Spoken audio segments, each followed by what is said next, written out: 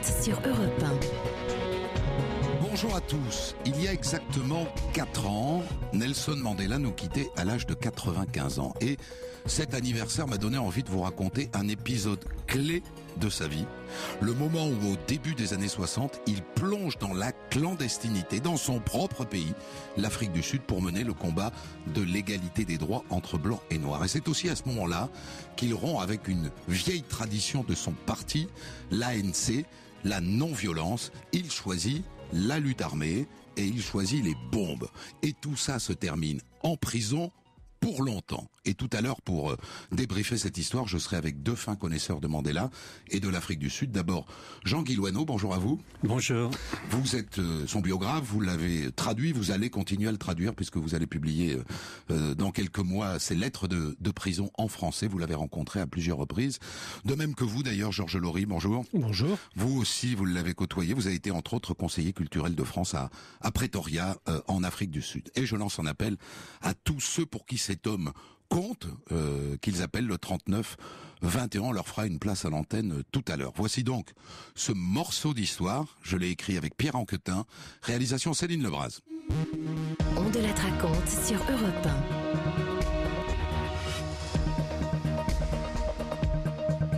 1. Avant d'attaquer ce petit bout d'histoire de la vie de Nelson Mandela, il faut que je vous plante le décor. L'Afrique du Sud de 1961. Ça fait 13 ans que le pays vit sous le régime de l'apartheid. D'un côté, les Blancs, minoritaires mais qui tiennent le pouvoir, et de l'autre, les Noirs qui, en gros, n'ont pas voix au chapitre. Sur rien. Ils peuvent vivre, respirer, travailler, bien sûr. Et puis, c'est tout. Les Blancs s'occupent du reste. Est-ce que les Noirs se laissent faire? Non, bien sûr. Ils ont même leur parti politique, l'ANC, l'African National Congress. 50 ans que l'ANC défend la cause des Noirs et qu'ils se heurtent à un mur. Et la dernière, c'est qu'ils l'ont interdit, figurez-vous. Il y a 1 an, trop dangereux. L'ANC est donc devenu un parti clandestin.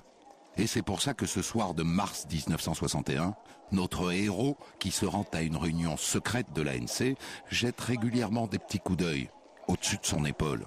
Il vérifie qu'il n'est pas suivi. Je vous le présente, Nelson Mandela, 42 ans, avocat.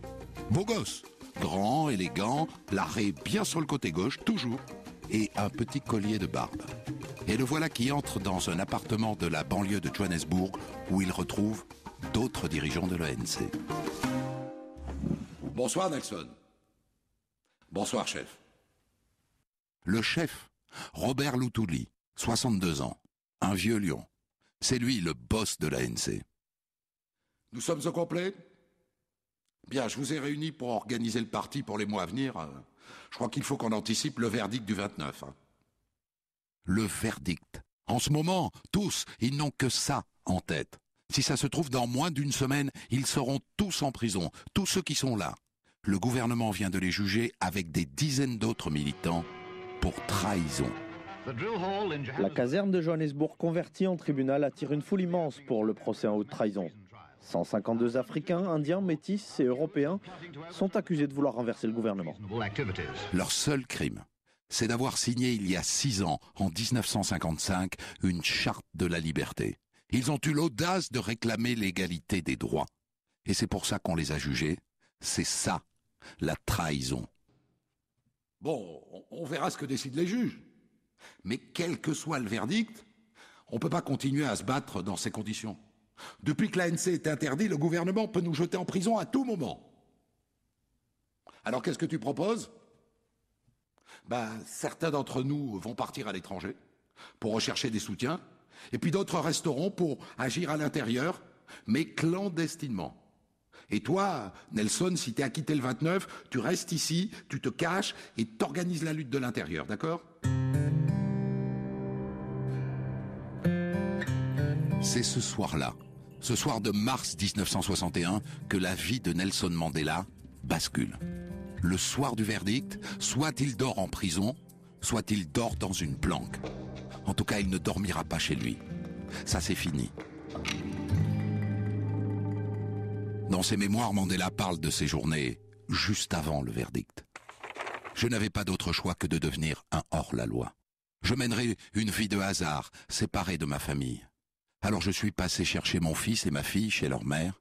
Nous avons passé plusieurs heures ensemble, nous avons marché dans la campagne, nous avons parlé et joué, et je leur ai dit au revoir, sans savoir quand je les reverrai. Mais au tribunal, le 29 mars, il se produit un miracle. Les 3 juges indépendants estiment que la haute trahison n'est pas établie, et ils acquittent tout le monde, Mandela et les 150 autres accusés. Ils sortent du tribunal en héros.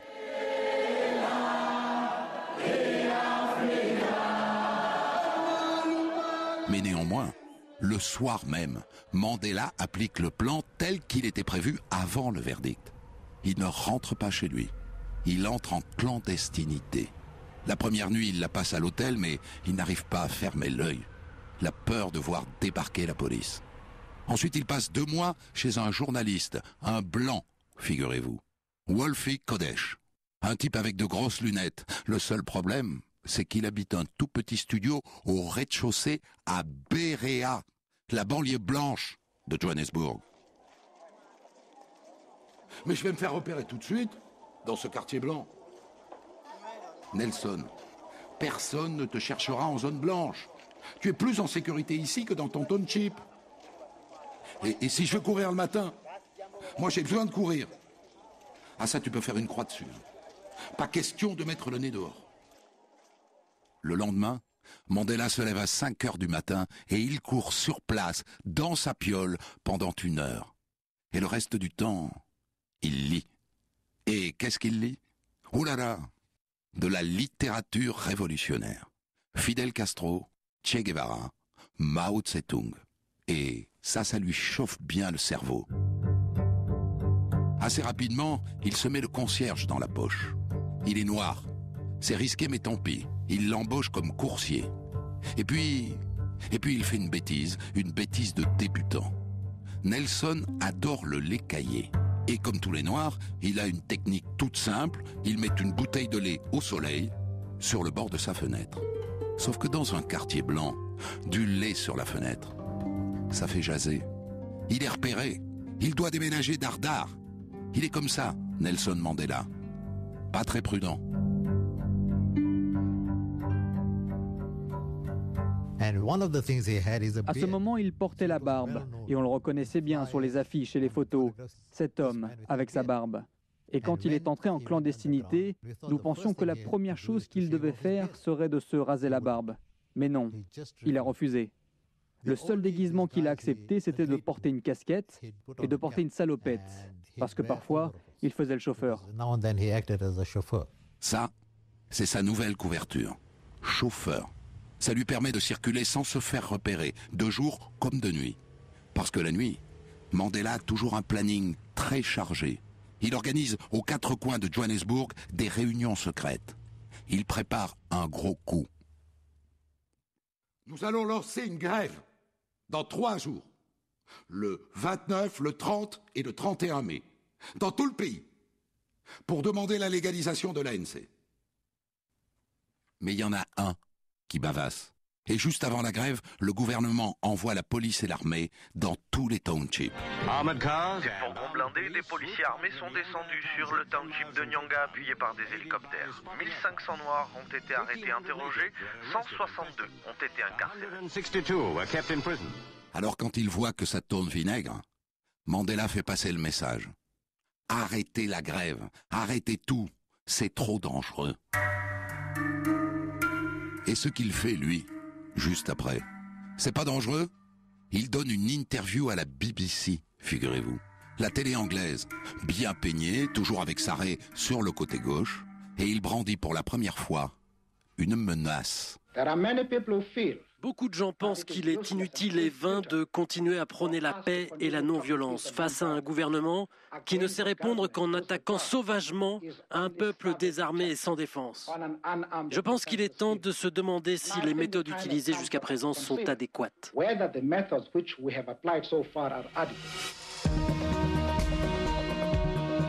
C'est ça de lire Castro, Che Guevara et Mao Tse-tung. Ce qu'il veut maintenant, Mandela, c'est engager une lutte armée. On de la raconte sur Europe 1.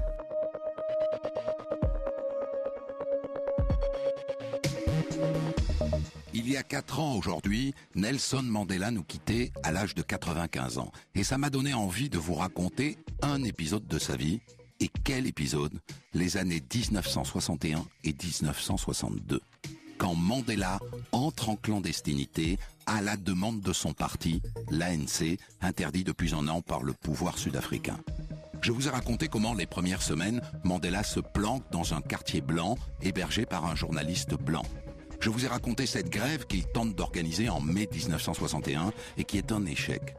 Tout à l'heure, nous allons débriefer ce petit bout d'histoire avec d'une part le biographe et traducteur de Mandela, Jean-Guy Loineau, et avec l'écrivain Georges Laury, ancien conseiller culturel français à Pretoria. Tous les deux ont connu personnellement Mandela et vous pourrez aussi, si vous le souhaitez, vous joindre à eux via le 39 21. Nous en étions à un moment important. Mandela, qui vit en clandestinité, vient de donner une interview à la BBC.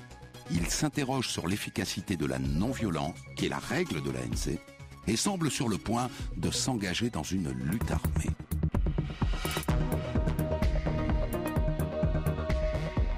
En juin 1961, la nuit, comme d'habitude, se tient une nouvelle réunion secrète des chefs de l'ANC, à Durban. Mandela en est, bien sûr, et Luthuli, le chef, aussi. Chef, on ne peut pas détourner l'attaque d'une bête sauvage, avec les mains nues. Il faut passer à la lutte armée, il faut protéger notre peuple, il faut faire pression sur le régime. Mais non, Nelson. La non-violence est le fondement de notre action, on ne va pas revenir là-dessus. La discussion se poursuit toute la nuit, et à l'aube, le chef Luthuli capitule. Peut-être qu'il faut rendre les armes. Peut-être. Mais alors, il faut le faire correctement. Si nous créons une branche armée, je veux que ce soit toi qui la contrôle, Nelson. Mandela choisit le nom de cette branche armée. Elle s'appellera MK. C'est l'abréviation de Umkhonto Wesizwe, la lance de la nation. Et maintenant, il passe aux choses sérieuses.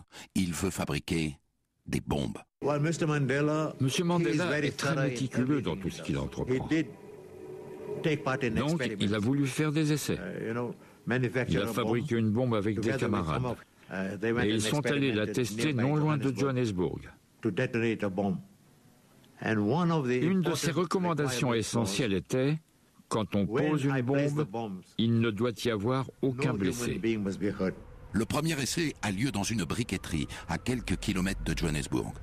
La mise à feu est un peu laborieuse, mais l'explosion est spectaculaire. Elle dégage un tel nuage de poussière que Mandela et ses acolytes prennent peur et sautent dans leur voiture et s'enfuient à travers la savane, comme des pieds nickelés. N'empêche que ça a marché. La bombe a explosé. Dans la voiture, Mandela et ses amis crient et chantent de joie. En octobre 1961, Mandela s'installe dans une nouvelle planque. Une ferme au nord de Johannesburg, Lily Esleaf.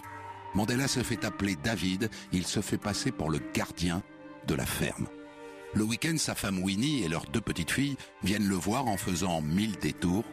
Mais dès qu'elles sont parties, Mandela se consacre à la préparation de son prochain coup. Il veut poser des bombes aux 4 coins du pays et les faire exploser tout en même temps. Il a fixé une date, ça sera le 16 décembre. Le jour J, les bombes du MK détruisent des centrales électriques, un bureau des passeports, un tribunal, un bureau de poste, à Johannesburg, à Port Elizabeth, à Durban. Allô? Nelson? J'ai une mauvaise nouvelle, Nelson. Il y a eu des morts? Oui. Petrus, l'un des nôtres. Il n'a pas pu s'enfuir assez vite avant l'explosion. Il a été tué par le souffle. Désolé, Nelson. Et rebelote la nuit du réveillon, le 31 décembre 61. Des bombes détruisent des bureaux vides. En 2 semaines, le MK est devenu la bête noire de la Special Branch, le service secret sud-africain. Mon idée n'était pas de gagner, mais d'attirer l'attention du monde sur nos revendications. Mais pour tenir la longueur, il faut de l'argent.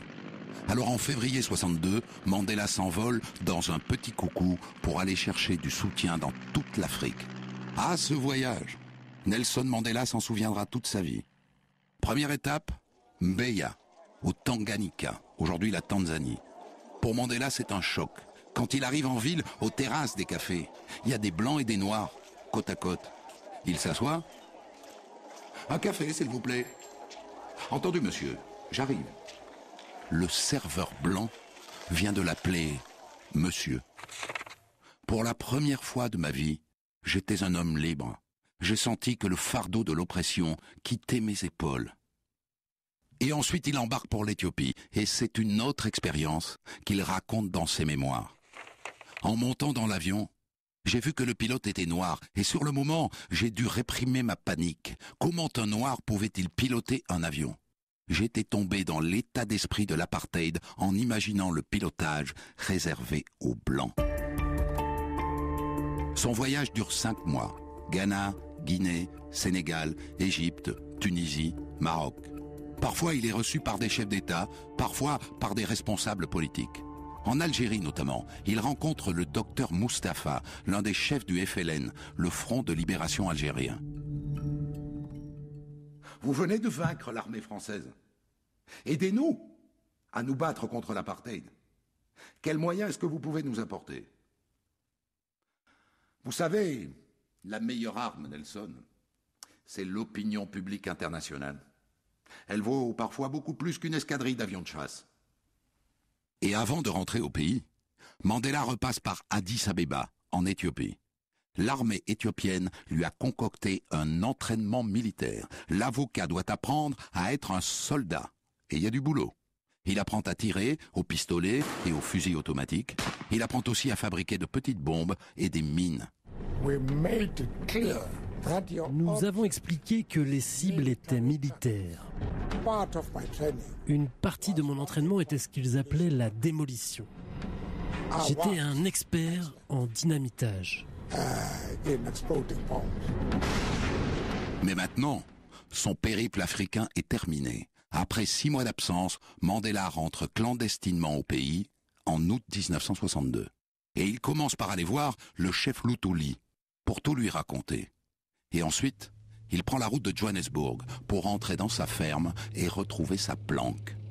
Il est là, dans une Austin avec son copain Cécile, il se délecte de la beauté du Natal en plein hiver, quand soudain une forte V8 remplie de blanc le double par la droite. Dans ses mémoires, il écrit « J'ai su à cet instant que ma vie de fugitif était terminée. » Les blancs lui font signe de s'arrêter. « Votre nom ? David Motosayami. Faux. Vous vous appelez Nelson Mandela. Et vous êtes Cecil Williams. Et vous êtes tous les deux en état d'arrestation. » Manifestement, il a été balancé. Par qui? Il pensera jusqu'au bout de sa vie que c'est la CIA qui l'a balancé. Voilà. Il est dans les mains de la police sud-africaine. Et 2 mois plus tard, il est condamné à 5 ans de prison pour sortie illégale du territoire et appel à la grève. Mais ça n'est que le début. En juillet 63, la police arrête 10 autres chefs de l'ANC et là, bingo, elle tombe sur des documents très compromettants pour Mandela. La preuve qu'il préparait un coup d'État. Cette fois, il risque la peine de mort. Manifestation spectaculaire de plusieurs centaines de personnes devant le palais de justice de Pretoria. Nelson Mandela vient de voir sa femme, chef du mouvement de sabotage Lance de la Nation et membre de la direction de l'ANC. Il est accusé avec d'autres d'avoir monté une conspiration pour renverser le gouvernement sud-africain. Au cours de son procès, Mandela assume et il assure lui-même sa défense. J'ai dédié ma vie à cette lutte du peuple africain. J'ai chéri l'idée d'une société démocratique et libre. C'est une idée pour laquelle j'espère vivre. Mais monsieur le juge, s'il le faut, c'est une idée pour laquelle je suis prêt à mourir.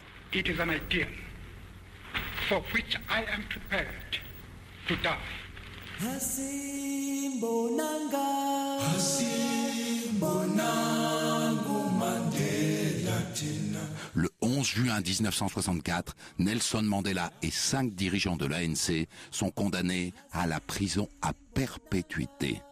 Mandela a 45 ans, il va passer les 27 prochaines années de sa vie en prison. Il fallait bien qu'on la mette quelque part, cette chanson de Johnny Clegg qui, pour beaucoup de Français, incarne Mandela et le combat qui a été mené pour sa libération de prison. Dans un instant donc, je débriefe cette histoire avec mes 2 invités et avec vous, si vous le souhaitez. On de la raconte sur Europe 1.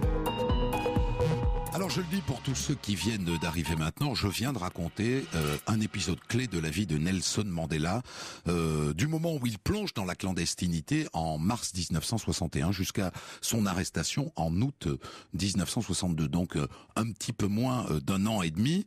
Je vous ai raconté sa conversion à la lutte armée notamment, alors que jusque-là son parti défendait la non-violence. Et maintenant je voudrais qu'on revienne sur quelques moments clés avec mes 2 invités, et avec vous, si vous appelez le 3921.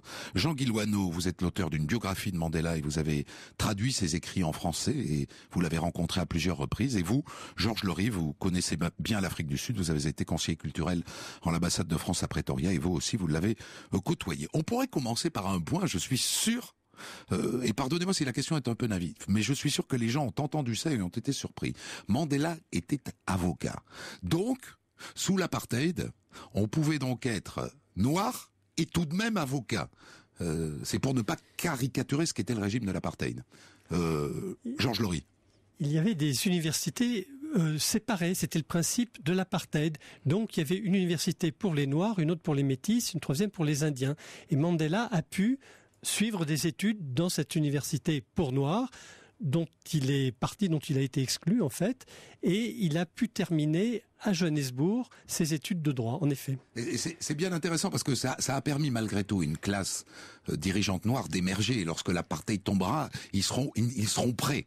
Oui, mais c'est plus compliqué encore parce que Mandela appartient à une famille royale africaine des Tembu, qui est le peuple Xhosa du Transkei, et son oncle, Daline Diebo, est le chef suprême du Transkei, et il a même des cousins, les 2 frères Matanzima, qui vont jouer le jeu de l'apartheid quand le gouvernement fera du Transkei un territoire indépendant, puisqu'on est dans la décolonisation de l'Afrique. Donc le Transkei ne sera plus un territoire africain, mais comme un territoire étranger. Et c'est Kaiser et Georges Matanzima qui vont devenir présidents du Transkei et l'autre Premier ministre. Donc c'est pas n'importe qui parmi les Noirs non plus qui fait des études. Et d'ailleurs vous disiez pendant la pub qu'il fait aussi une partie de ses études à l'université blanche. Oui, c'est ce que disait Georges, à Witwatersrand, qui est l'université. Ouais. Mais à ce moment-là, il est stagiaire dans un cabinet d'avocats blancs à Johannesburg, ce qui lui permet d'entrer dans cette université pour blancs. Parce que rien n'est jamais simple. Quoi. Voilà, c'est pas les blancs, les noirs et... Si, quand même. Un peu. Si, totalement, sauf... ont besoin d'être défendus et donc il fallait des avocats noirs. D'ailleurs, son ami Oliver Tambo a fait lui aussi des études d'avocat et ils ont ouvert un cabinet tous les 2 à Johannesburg.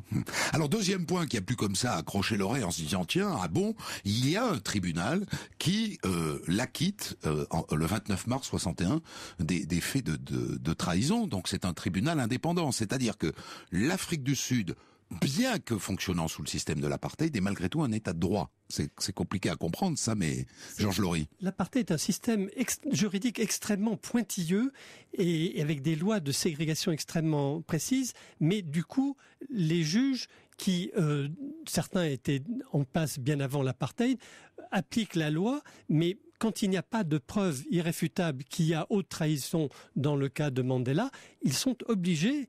Et ils le font, nolens volens, ils acquittent Mandela et ses 155 co-accusés. Alors qu'est-ce qui fait basculer Mandela dans la lutte armée, Jean-Guy Loineau? Parce que, moi j'ai posé l'hypothèse que ce sont ses lectures. Ma foi, c'est une époque, c'est-à-dire que... C'est une époque. Voilà, Che Guevara parcourt l'Amérique du Sud et amorce partout les guérillas. Alors, c'est plus compliqué. D'abord, à l'intérieur de l'Afrique du Sud, il y a l'ANC, qui est ce vieux parti créé en 1912 et dont la non-violence est le credo. Il y a aussi un nouveau parti qui s'appelle le PAC, Pan-African Congress, dirigé par Robert Sobukwe, qui passera le reste de ses jours à Robben Island aussi en prison, et qui, lui, est plus sensible à la fois au marxisme et aux luttes d'indépendance qui ont lieu dans le monde. Car l'autre point, c'est que depuis le milieu des années 50, après la Seconde Guerre mondiale, il y a une volonté d'émancipation, surtout en Afrique, et des guerres ou des accords ou de décolonisation. Et il y a un modèle, vous l'avez dit, quand il fait son grand voyage en mai 62, il est à Alger. C'est le moment où on signe les accords d'Alger, les accords d'Évian, pardon. Et Mandela se dit, ça marche, la lutte armée, ça peut marcher. Donc son modèle, c'est le FLN? Non, pas obligatoirement. C'est la lutte armée qu'on va transcrire dans des termes sud-africains. Georges Laurie, là-dessus? Un point sur le côté non violent de l'ANC, très influencé lors de sa création par Gandhi, qui était en Afrique du Sud à l'époque. Et du coup, il était en Afrique du Sud. Il est parti en 1915 de l'Afrique du Sud, donc il y était en 1912 au moment de la création. Et quand vous voyez le nom African National Congress, c'est typiquement le Congrès indien. Alors, il bascule donc dans la lutte armée et il fait ce voyage en Afrique. Moi, j'ai trouvé vraiment cette partie du récit absolument passionnante. D'abord, ce premier choc qu'il a quand il arrive au Tanganyika et que il voit à la terrasse d'un café des blancs et des noirs côte à côte. C'est la première fois de sa vie. Qu'il sort d'Afrique du Sud. C'est la première fois qu'il sort d'Afrique du Sud. Oui, et c'est la première fois qu'il s'installe à une terrasse de café noir et blanc et que le garçon vient le servir en lui disant monsieur. C'est la première fois que ça lui arrive.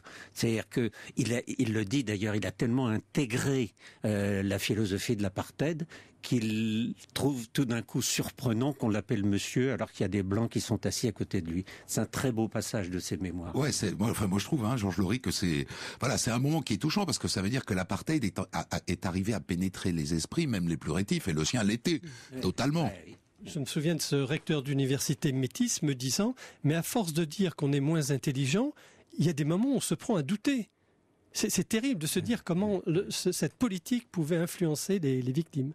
Alors, au cours de son voyage, il faut ajouter une chose. Il fait, comme vous l'avez dit, le tour d'un très grand nombre de chefs d'État. On lui donne du soutien. Il y en a même qui lui donnent ses mémoires qu'il avait écrites.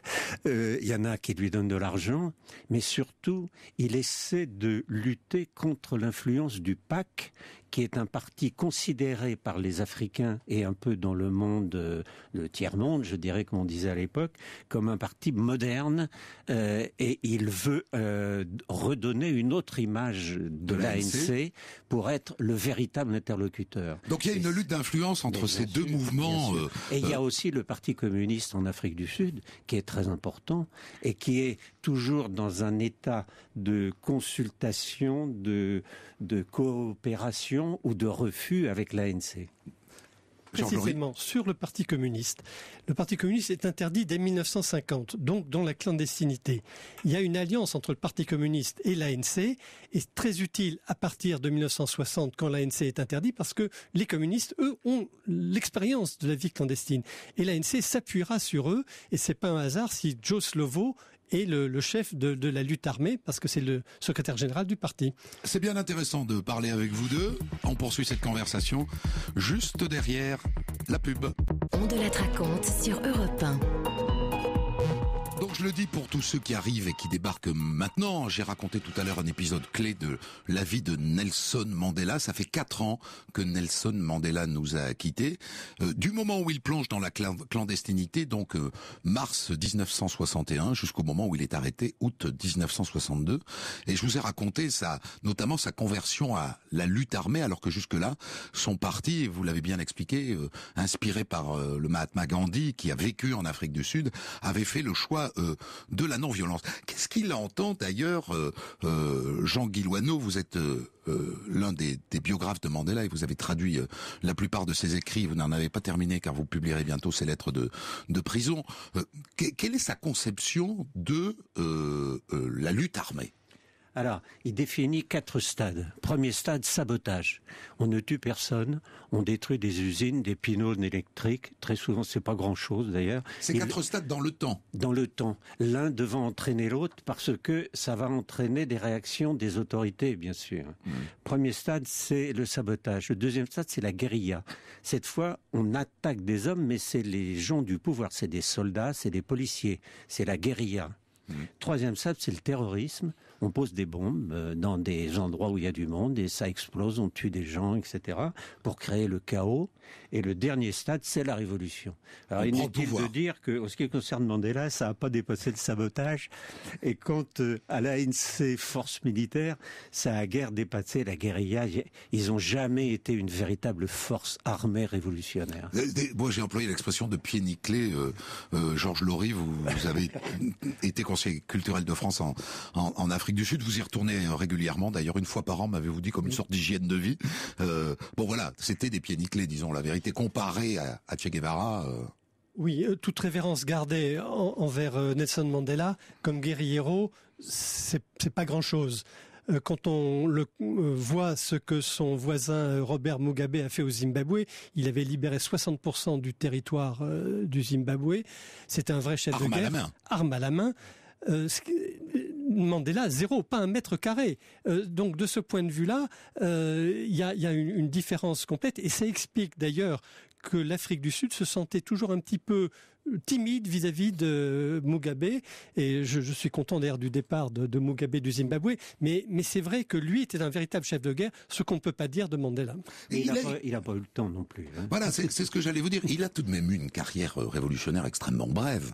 Au fond, le destin de Mandela se scelle en 1 an et demi. Non.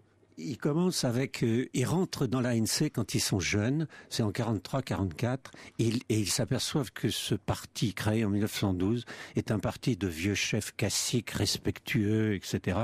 Et eux, ils apportent un sang neuf, ils créent la Ligue de la jeunesse de l'ANC, qui va petit à petit donner une ligne politique moderne à l'ANC en dépassant les vieilles conceptions qui datent...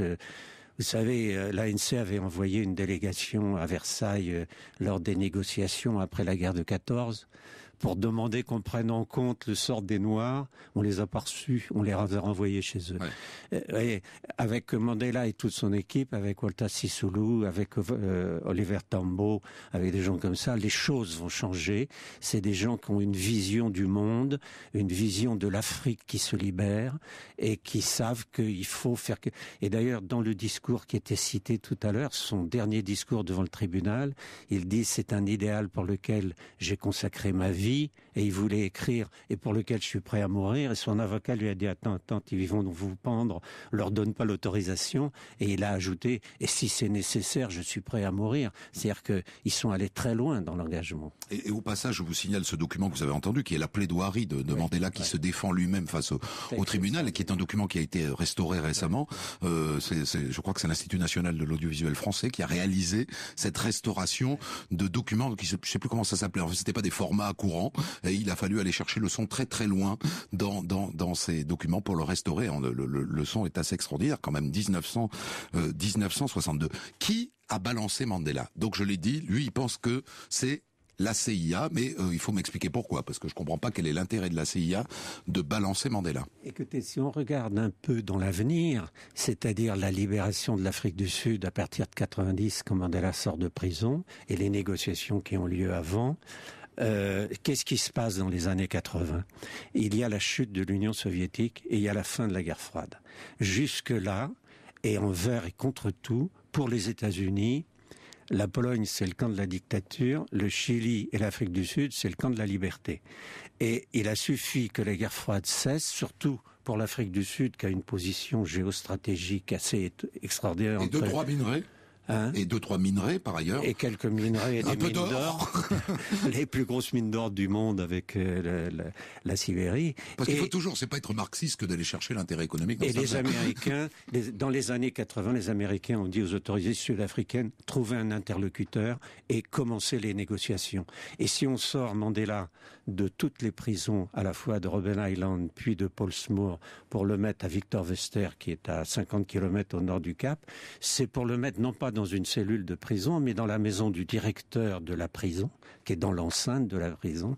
Et là, il peut recevoir le ministre de la Justice, ministre des Affaires étrangères, pour négocier la sortie de Mandela et la sortie de l'apartheid. Donc au fond, c'est du cynisme qui amène la CIA. L'info est confirmée ou c'est juste une intuition ? C'est de la politique.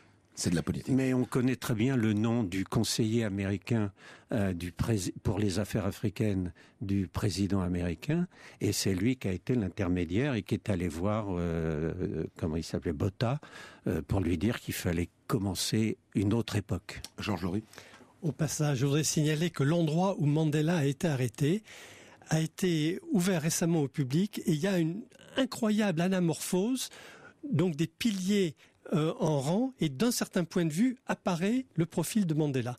Réalisation d'un artiste nommé Sian Fanela. D'accord, donc on connaît le lieu précis de son arrestation qui est un lieu de... Ah oui, c'est à côté de Pietermaritzburg, sur la route vers Johannesburg. Un lieu de pèlerinage. On n'aura pas le temps évidemment de raconter la suite. Il part en prison pour 27 années au moment où il est condamné à perpétuité. Les premières années, il n'a plus de contact avec personne. Il est mis totalement à l'écart. Pas complètement, mais il a très très peu de visites. Ses lettres sont caviardées. Les premières années sont très très dures. Il y a une volonté de le casser, certainement. Et à partir de quand redevient-il un interlocuteur ? Il va se battre. Alors c'est ce que j'ai découvert en prison. Mandela en prison, c'est un personnage. Il a un sens de son rôle historique et de son personnage historique, parce que dès le début en prison, il écrit des lettres, mais il les recopie pour garder la copie de ses lettres. Et certaines de ces lettres envoyées en janvier arrivent en juin, d'autres n'arrivent jamais. Mais lui, il a gardé la copie. Mais lui, il a toutes les copies de ces lettres. Et un jour, d'ailleurs, ils vont essayer de lui piquer le carnet dans lequel il y a toutes les copies des lettres. C'est quand même quelque chose d'étonnant, quoi. Et alors, si j'ai dit que Mandela ne valait pas grand-chose comme guerrier, comme diplomate, il est remarquable. Dans la vie de la prison, il obtient petit à petit des aménagements pour les prisonniers noirs, et ensuite, il engage de sa prison une négociation avec les autorités de Pretoria. C'est assez extraordinaire. Il écrit au ministre de la Justice, au directeur de l'administration pénitentiaire. Il écrit à des avocats, il écrit... et alors, il y a des lettres de 10 pages au ministre de la Justice où il fait le répertoire de tout ce qui ne va pas, depuis le fait d'obtenir un pyjama jusqu'au le fait d'avoir des comportements corrects envers les prisonniers. Voilà, on va en rester là. Ouais. C'est amusant parce que on vient juste de recevoir un appel intéressant de nos éditeurs qui dit « Je suis très surpris, je croyais que c'était un pacifiste. Je ne savais pas qu'il avait été favorable à la lutte armée. » Je pense que cet auditeur n'est pas le seul ni le premier. C'est une des surprises quand on... Le Nobel de la paix. Et il a obtenu le Nobel de la paix. Et sans doute pour cela a-t-on un petit peu mis l'été noir sur cet épisode révolutionnaire de sa vie. Merci à tous les deux. Merci infiniment. Cette émission est terminée. En tout cas, cette première partie. Dans un instant, les habitués savent qu'ils ont rendez-vous avec Nicolas Canteloup.